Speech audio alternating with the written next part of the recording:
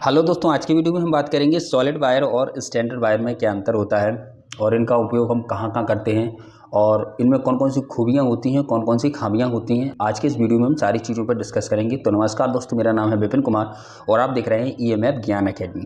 दोस्तों, solid wire और standard wire, ये दो तरह के वायर जो है हमें देखने को मिलते हैं। हम अक्सर देखते हैं कि घरों के बाहर जो लगे होते हैं बड़े बड़े मोटे मोटे तार लगे होते हैं और घरों के अंदर हम यूज करते हैं पतले पतले तार से बना हुआ एक वायर। तो दोस्तों, सॉलिड वायर क्या है?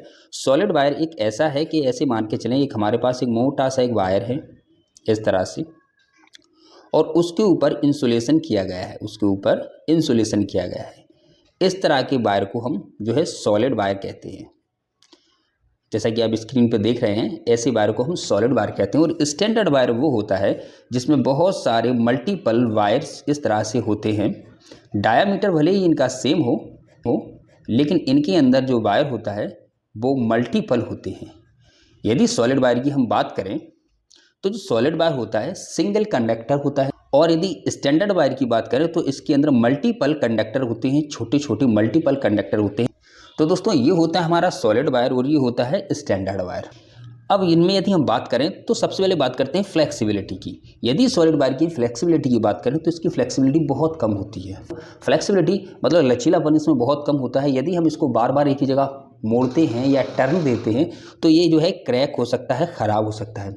जबकि जो स्टैंडर्ड वायर होता है इसकी फ्लेक्सिबिलिटी बहुत अच्छी होती है।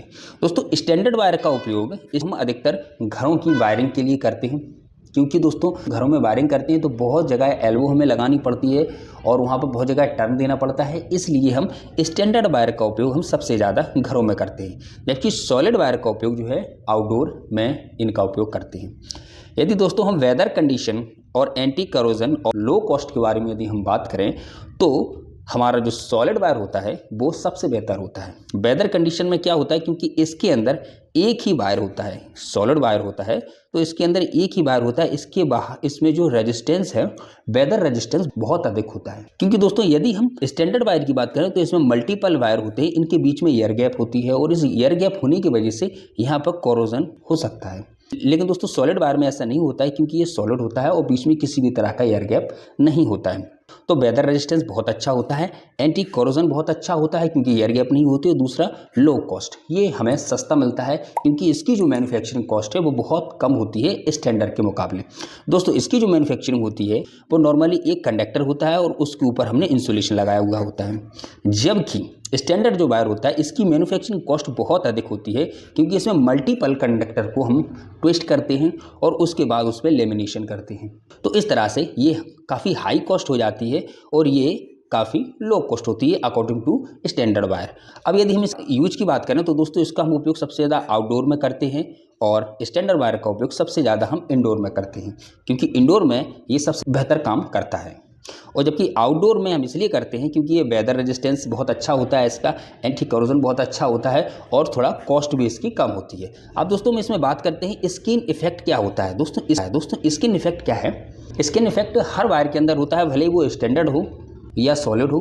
बट यदि हम इसमें बात करें तो जो सॉलिड वायर है उसके बाहर स्किन इफेक्ट कुछ इस तरह से होता है। मान के चलो एक हमारा कंडक्टर है जिसका हम आगे से ये व्यू बनाते हैं। कुछ इस तरह से ये हमारा एक कंडक्टर है जिसके जो हमारे करंट का फ्लो होता है वो सरफेस पे होता है। इस तरह से करंट का जो फ्लो है वो सरफेस पर होता है। ये सिंगल कंडक्टर वायर होता है। सिंगल कंडक्टर जो वायर है इसके बाहरी आवरण पर करंट का जो है फ्लो होता है। ये जो बीच का हिस्सा है ये हमारा खाली रहता है। यानी कि देखा जाए तो किसी भी कंडक्टर पर AC के केस में, ना कि DC की, AC के केस में करंट का जो फ्लो है वो सरफेस पे होता है। अब यदि सिंगल कंडक्टर वायर है तो उसमें करंट का जो फ्लो है वो सरफेस पर होगा, बीच का हमारा हिस्सा जो है खाली रहेगा। यानी कि हम पूरे कंडक्टर का यूज नहीं करते हैं, इसमें बीच का जो हिस्सा है वो खाली रहता है। यहाँ पर दोस्तों रेजिस्टेंस पैदा हो जाता है, करंट फ्लोइंग की वजह से यहाँ पर रेजिस्टेंस पैदा हो जाता है। और यदि हम बात करें स्टैंडर्ड वायर की तो स्टैंडर्ड वायर में मान के चलो ये हमारा वायर है जिसके अंदर बहुत सारे कंडक्टर हमारे लगे हुए हैं, बहुत सारे कंडक्टर हैं हमारे। अब इन कंडक्टर में जब करंट का फ्लो हो रहा है तो इनमें जो है स्किन इफेक्ट तो इनमें भी होगा। अब यदि हम स्टैंडर्ड वायर की यदि हम बात करें तो स्किन इफेक्ट इनमें भी होता है, बट दोस्तों यदि आप यहाँ देखें तो यहाँ पर हम मल्टीपल कंडक्टर होने की वजह से करंट फ्लो है बहुत अधिक हो जाता है, क्योंकि यहाँ पर एक ही कंडक्टर है तो करंट का फ्लो उतना ही हो रहा है, इलेक्ट्रॉनों का फ्लो। यहाँ पर मल्टीपल कंडक्टर हैं तो यहाँ पर जो सरफेस पर करंट का फ्लो बहुत अधिक हो जाता है। इसलिए यदि देखा जाए तो करंट कैरिंग कैपेसिटी हमारे स्टैंडर्ड वायर में बहुत ही अच्छी होती है, जबकि सॉलिड वायर में इसके मुकाबले थोड़ी जो है कम होती है। करंट कैरिंग कैपेसिटी तो इसमें भी होती है, बट इसमें करंट कैरिंग कैपेसिटी बहुत अच्छी होती है, जबकि हमारे सॉलिड वायर में करंट कैरिंग कैपेसिटी बहुत कम होती है। तो दोस्तों ये कुछ डिफरेंट होते हैं सॉलिड वायर और स्टैंडर्ड वायर में।